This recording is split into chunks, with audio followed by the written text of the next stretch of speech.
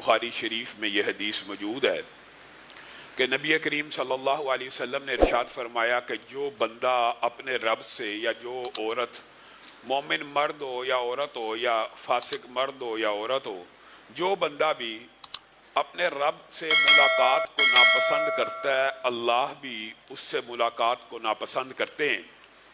تو ازواج مطہرات نے جب یہ بات سنی تو سوال کا پیدا ہونا یقینی اور بدیہی تھا۔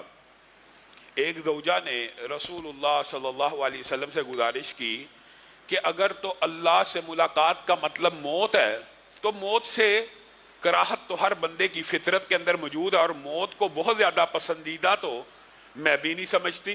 زوجہ رسول کہہ رہی ہیں تو رسول اللہ صلی اللہ علیہ وسلم نے کہا اس سے مراد یہ نہیں جو تم نے سمجھا، بلکہ اس سے مراد یہ ہے کہ جب موت کا لمحہ آ جاتا ہے اس وقت اچھے بندے کو اچھائی کی نویدیں اور خوشخبریاں جب سنا دی جاتی ہیں تو وہ بندہ ایک سیکنڈ کے لیے بھی پھر مزید دنیا میں نہیں رہنا چاہتا، وہ دوڑ کر بھاگ کر اللہ رب العزت سے ملاقات کرنا چاہتا ہے، تو اللہ بھی اس سے ملاقات کرنا چاہتا ہے۔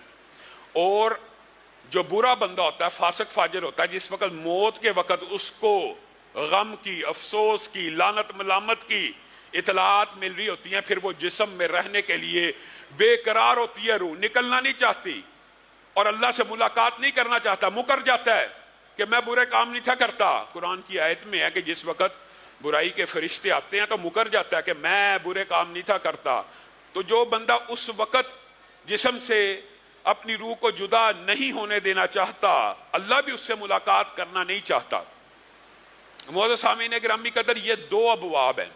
جیسے عالم برزخ اور عذاب قبر کے حوالے سے کل آپ کے سامنے تفصیل سے یہ بات رکھی تھی، ایک ہے بندہ مومن، اچھا بندہ، نیک آدمی، اس کے ساتھ کیا معاملہ ہوتا ہے؟ الذین تتوفاہم الملائکۃ طیبین یقولون السلام علیکم۔ جو نیک بندوں کی روحیں قبض کرنے کے لیے فرشتے آتے ہیں، آ کے کیا کہتے ہیں؟ سلام علیکم۔ ابتدائے کلام سلامتی سے، تمہارے اوپر سلامتی ہو۔ پہلی خوشخبری، انسان عالم برزخ کے اندر ابھی آنکھ کھلی ہے، خوشخبری پہلی کیا آ رہی ہے؟ فرشتے جو استقبال کے لیے آئے ہوئے ہیں کیا کہہ رہے ہیں؟ سلام علیکم، تمہارے اوپر سلامتی ہو ہماری طرف سے۔ اور بنیادی طور پر یہ پیغام فرشتے لے کے تو اللہ ہی کی طرف سے آئے ہوتے ہیں، اور پیغام کیا سناتے ہیں؟ ارجعی الی ربک راضیۃ مرضیہ فادخلی فی عبادی وادخلی جنتی۔ اللہ کی طرف سے بھی مغفرت کا، خوشخبری کا پیغام ہے، اللہ تم سے راضی ہے، تم رب سے راضی ہو جاؤ۔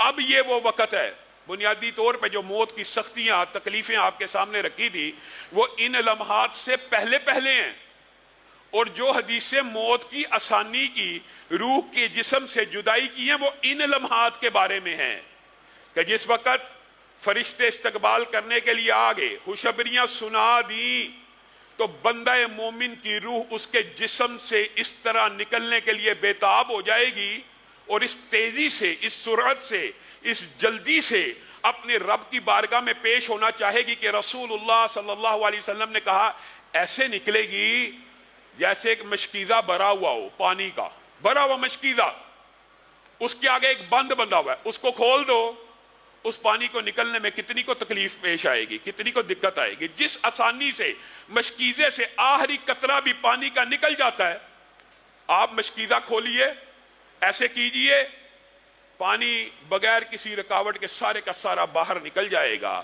اس طرح روح جسم سے بے چین ہو کے اطمینان کے ساتھ جب باہر نکلے گی، سبحان اللہ، یہ دو مناظر ہیں۔ اللہ رب العزت ہمیں ان مناظر میں مبتلا کرے، اور اللہ تعالی ہمیں ان بندوں میں شامل کرے۔